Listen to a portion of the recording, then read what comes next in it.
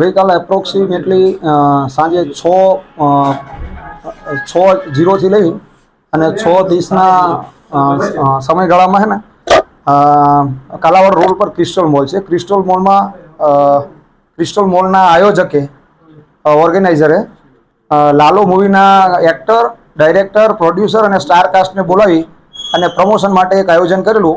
એ આયોજનમાં એ લોકોએ કોઈપણ પ્રકારની પૂર્વ મંજૂરી લીધેલી નહીં કે કોઈપણ પ્રકારની જાણ પોલીસ વિભાગને કરેલી નહીં, અને જેના લીધે સડનલી સ્ટારને મળવા માટે થઈ અને ભીડ એકત્ર થઈ જતા આ ભીડ છે એ ત્યાં જે હ્યુમન કેપેસિટી છે એના કરતાં વધી જતા એમના વિરુદ્ધમાં ધોરણસરની કાર્યવાહી કરવામાં આવે.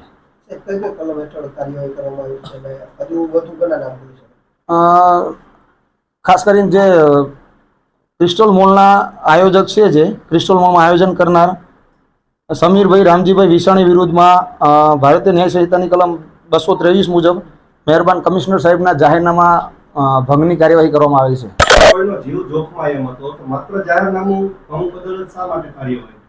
આ બાબતે તપાસ ચાલુ છે અને નિયમ અનુસાર કાર્યવાહી કરશે.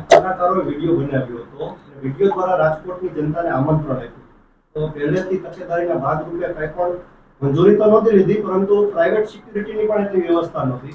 તો મોત થાત તો સાહેબ જવાબદાર કોણ રહે?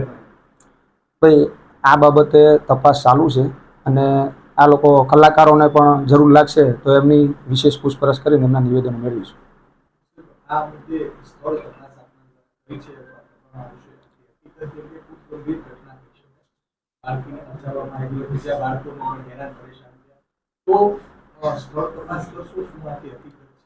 આ બાબતે બન્યા બાદ તુરંત છે ને અમારા સ્ટાફ દ્વારા અમો સાથે રહી અને ઘટના સ્થળની વિઝિટ લઈ અને સ્થળ તપાસ કરી બાદમાં ગુનાહિત જણાય આવેથી ગુનો દાખલ કરેલ છે.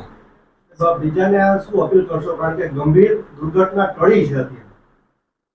ભવિષ્યમાં અમે રાજકોટની જાહેર જનતાને તેમજ રાજકોટના તમામ આવા મોલ કે કોઈ પણ પ્રકારની ઇવેન્ટ કરતા આયોજકોને અમે એક એવી અપીલ કરશું, કોઈ પણ પ્રકારનું આયોજન કરવામાં આવે તો જરૂરી નિયમોનુસારની તંત્ર પાસેથી મંજૂરી મેળવી બાદ તકેદારીના પૂરતા પ્રયોજનો કરી અને જ કોઈ પણ પ્રકારનું આયોજન કરવામાં આવે જેથી આવી ઘટના ન ઘટે.